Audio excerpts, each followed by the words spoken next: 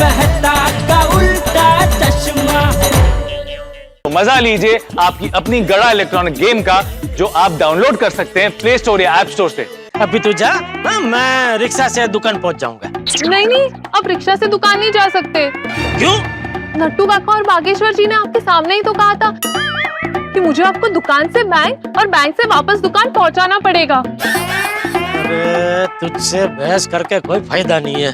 हाँ, इसलिए आप बैंक में जाके अपना काम खत्म कर दीजिए, मैं यही खड़ी हूँ।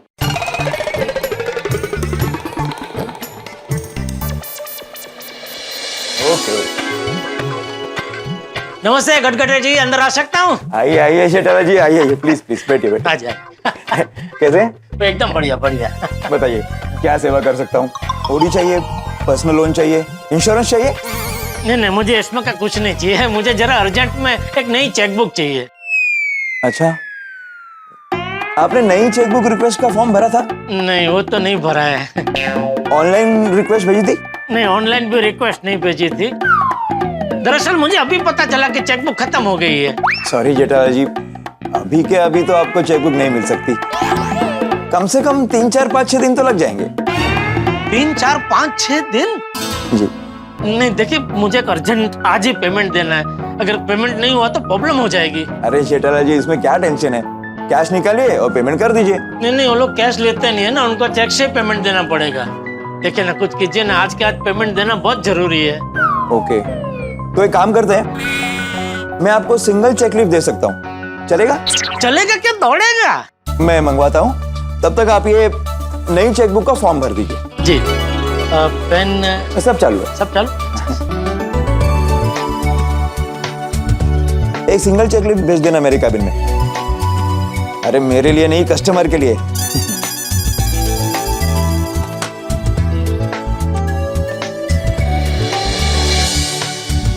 ये लीजिए सर। अरे वाह, थैंक यू। और ये मैंने नई चेकबुक का फॉर्म भी भर दिया है। Yes yes, okay. बस 3, 4, 5, 6 दिन में चेकबुक आ जाएगी। और कोई सेवा सर? नहीं, बस ये बहुत बड़ी सेवा कर दी आपने। Okay, thank you. Welcome welcome. Thank you. देखिए ना बागेश्वर जी, मैं पेठा जी का कब से इंतजार कर रही हूँ। चिंता मत कीजिए बावरी जी, सेठ जी अभी आ जाएंगे। और वैसे भी बड़े सयाने कह के गए हैं ना, किसी की मदद करना बहुत अच्छी बात है। आई नो, पर मैं आपको बहुत मिस कर रही थी। मैं हमेशा इंतजार करती हूँ कि आप कब जल्दी फ्री हो जाए और हम साथ घूमने जाए। अच्छा, एक काम करते हैं, आज दुकान बढ़ाने के बाद मिलते हैं और फिर पी पिक्चर, पॉपकॉर्न, पाव भाजी।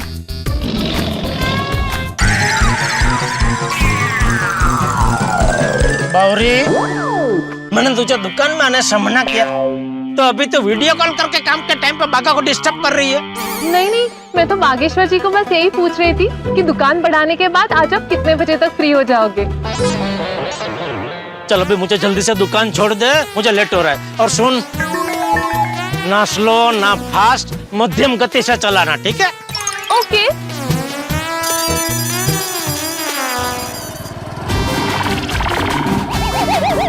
क्या कर रही है बावरी? यू टर्न ले रही हूँ। आइए बैठिए।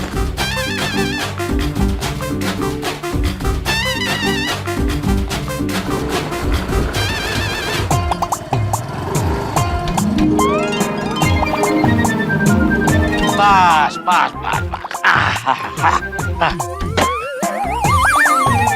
चल बावरी, बावरी, थैंक यू। थैंक यू मतलब जाओ। हाँ, this is not fair. This is not fair. ये मेला नहीं है। क्या चाह रही है तू? मैं ये कह रही हूँ कि आपका काम होते ही आप मुझे दुकान के बाहर से ही रवाना कर रहे हैं। 2 मिनट दुकान के अंदर आने के लिए भी नहीं कह रहे। पर सुबह तो दुकान में आके हो गया ना तेरा। दुकान में आते ही मुझे आपके साथ बैंक जाना पड़ा। अरे तो मैं जब भी बैंक के अंदर गया तभी बाहर खड़े खड़े तूने भाग्य के साथ वीडियो कॉल पे कितनी सारी बातें की। और देख, हमारी बात हुई है ना, काम के टाइम पे दुकान में नहीं आने का। काम के टाइम पे तो दुकान में आती है ना, तब भागा का काम में ध्यान नहीं रहता है। दुकान बढ़ाने के बाद तुम लोग मिलो ना, जितनी मर्जी मिलो, मुझे कोई प्रॉब्लम नहीं है। देखिए मैंने अभी आपका कितना पैसा बचाया, कितना टाइम बचाया। हैं? अभी आप रिक्शा से बैंक जाते और वापस आते तो कम से कम आपके 100 रुपए तो खर्च हो ही जाते। हाँ तो ठीक है, ये ले 100 के तू 200 ले ले बस। नहीं नहीं, मुझे पैसे नहीं चाहिए, तो टाइम चाहिए। टाइम? हाँ, अभी आप दुकान से निकलकर बैंक जाने के लिए ऑटो ढूंढते, फिर वापस बैंक से दुकान आने के लिए ऑटो ढूंढते, तो ऑटो ढूंढने में आपका कितना टाइम चला जाता ये तो कोई कह भी नहीं सकता। वो सब टाइम तो आपका मैंने बचाया ना, तो इसलिए मुझे टाइम के बदले टाइम चाहिए।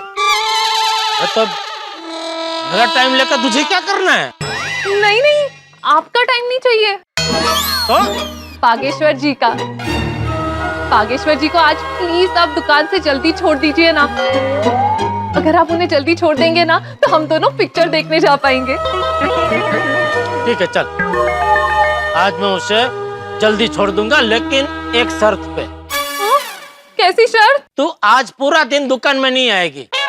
Okay, thank you. अरे बाप रे, अभी बोला, अभी अभी तूने बोला ना कि आज दुकान में नहीं आएगी तू।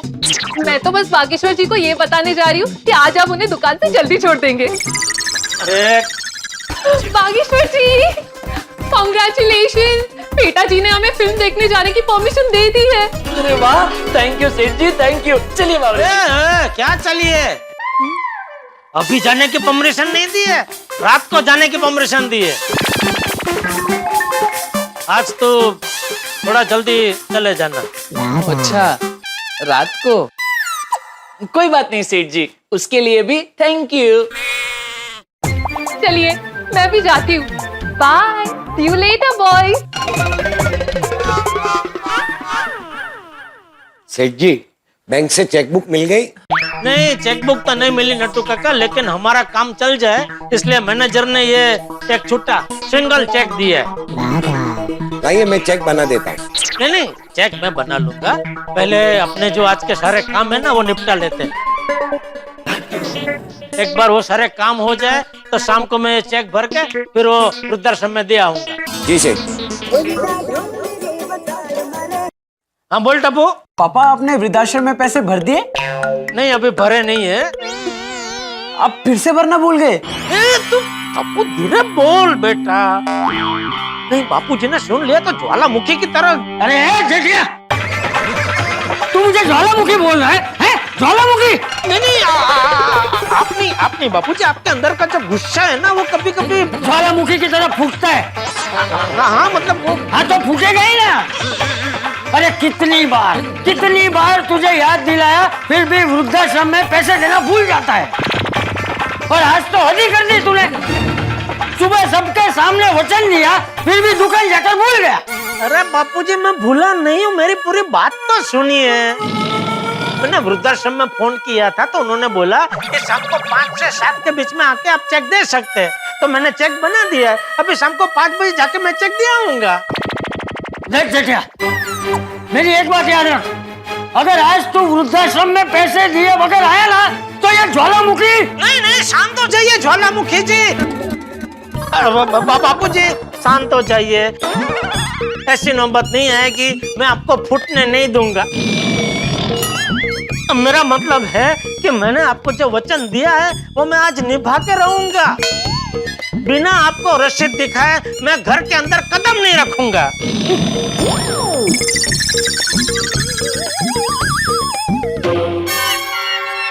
जेठिया, वृद्धाश्रम में पैसे भर दे तो अच्छा है। दादाजी, एक बात पूछूं? हाँ पूछ। आपको नहीं लगता कि वृद्धाश्रम में दान देना गलत बात है? वहाँ पे किसी को भी पैसे नहीं देने चाहिए। बेटा, वृद्धाश्रम को अगर पैसे नहीं मिलेंगे तो वो चलेंगे कैसे? वो तो सब बंद हो जाएंगे। हाँ तो अच्छा है ना दादाजी, वृद्धाश्रम नहीं होंगे तो कोई भी अपने मम्मी पापा को वृद्धाश्रम में छोड़ के नहीं जाएगा। लोगों को अपने मम्मी पापा को प्यार से रखना चाहिए, उनकी सेवा करनी चाहिए।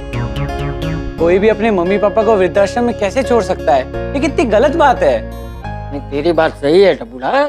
कुछ लोग होते हैं ऐसे जो अपनी जिम्मेदारी से दूर भागते हैं, अपने माँ बाप को अपने साथ रखना बोझ समझते हैं। और ऐसे लोगों को भगवान कभी माफ नहीं करता। लेकिन कुछ लोग ऐसे भी होते हैं बेटा, जो अपनी जिम्मेदारी निभाना चाहते हैं, लेकिन मजबूरी में अपने माँ बाप को वृद्धाश्रम में छोड़ के आते हैं। ऐसी भी क्या मजबूरी हो सकती है दादाजी कि जिसकी वजह से लोग अपने मम्मी पापा को अपने साथ नहीं रख सकते? बेटा, किसी की विदेश में नौकरी लग जाती है, किसी की आर्थिक स्थिति अच्छी नहीं होती, किसी की तबीयत साथ नहीं देती। ऐसे मजबूर लोग अपने माँ बाप को वृद्धाश्रम में छोड़ के आते हैं। वहाँ पे उन्हें रहने के लिए छत मिलती है और उनकी देखभाल भी अच्छे से होती है। हाँ, ये तो मैंने सोचा ही नहीं। वही तो। इसलिए बेटा, किसी भी परिस्थिति को एक ही नजरिए से नहीं देखना चाहिए, क्योंकि हर किसी की स्थिति परिस्थिति अलग अलग होती है। बेटा, जिस पे ये बीतती है ना, वही ये समझ सकता है। सही है दादाजी। फिर तो अच्छा है कि वृद्धाश्रम है जहाँ पे उनकी अच्छी देखभाल होती है।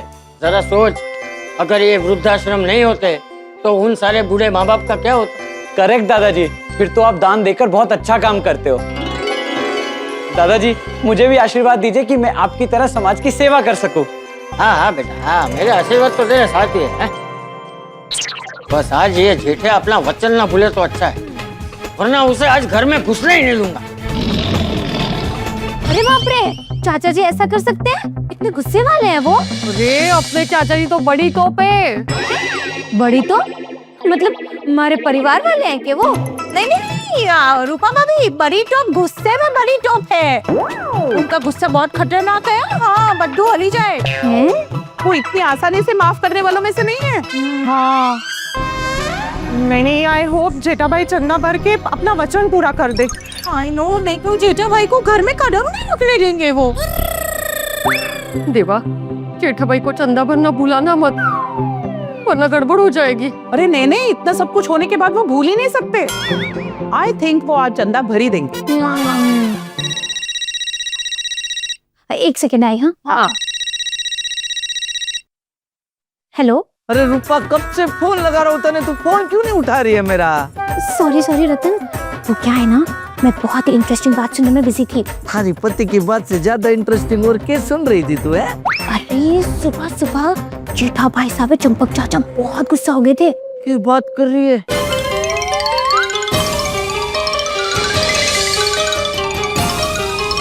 तो भगवान ही जाने क्या होगा। डन। नंटू काका, बाघा, आज के सारे काम हो गए? हाँ, हो गए।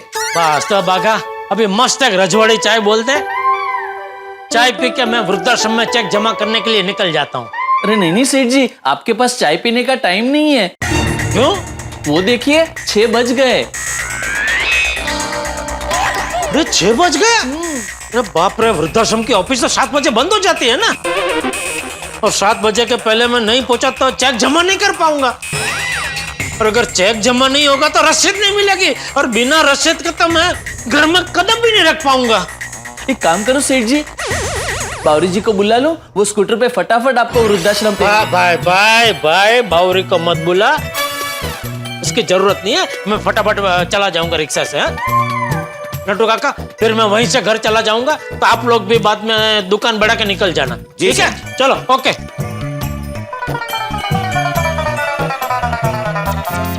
क्या लगता है बाघा बॉय, सेठ जी टाइम पे पहुंच जाएंगे ना? क्या पता नट्टू काका, वैसे सेठ जी की टाइम के साथ रेस तो शुरू हो गई है। अब ये देखना है कि जीतता कौन है। मुझे सेठ जी की बहुत चिंता हो रही है। लेट्स प्रे फॉर सेठ जी।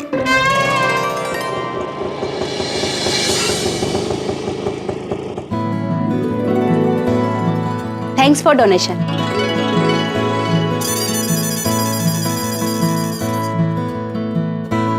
नमस्ते मैडम। नमस्ते, बैठिए।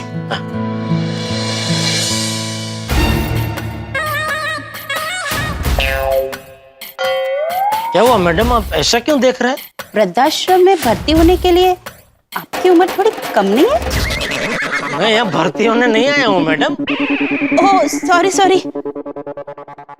ये लीजिए फॉर्म, इसमें आपकी माताजी या पिताजी जिनको भी भर्ती करना हो, इस फॉर्म में उसकी पूरी डिटेल्स भर दीजिए। मैडम, मैं यहाँ किसी को भर्ती करने नहीं आया हूँ। ओह सॉरी, तो फिर आप किस काम से आए? मैं आपकी संस्था में चंदा देने आया हूँ।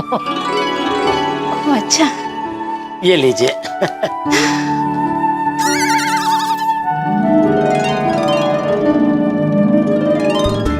भगवान आपको और आपके पूरे परिवार को बहुत खुश रखे। बिल्कुल सही समय पे ये पैसे मिले हमें, इसकी हमें बहुत जरूरत थी। अच्छा, वो क्या है ना, सर्दियों का मौसम आ गया है और हमें सबके लिए रजाइयाँ और स्वेटर लेने हैं। वृद्धों को ठंड थोड़ी ज्यादा लगती है ना, इसलिए। ओह अच्छा अच्छा अच्छा। वैसे मैडम, आगे से आपको कभी भी ऐसी कोई भी चीज की जरूरत पड़े ना, तो इस पे मेरा नंबर है, आप मुझे फोन कर देना, सारी व्यवस्था हो जाएगी। जी, thank you so much. Okay okay madam ji. अरे इसकी रसीद तो लेते जाइए। Thank you. हाँ हाँ हाँ, रसीद। हाँ,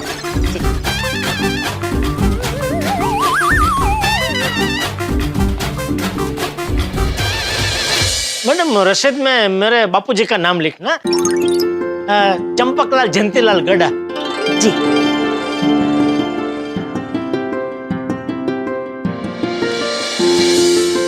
ये लीजिए। Thank you madam. वाह वाह, दे दिया चंदा, आ गई रसीद। अब मुझे घर में दाखिल होने से कोई नहीं रोक पाएगा।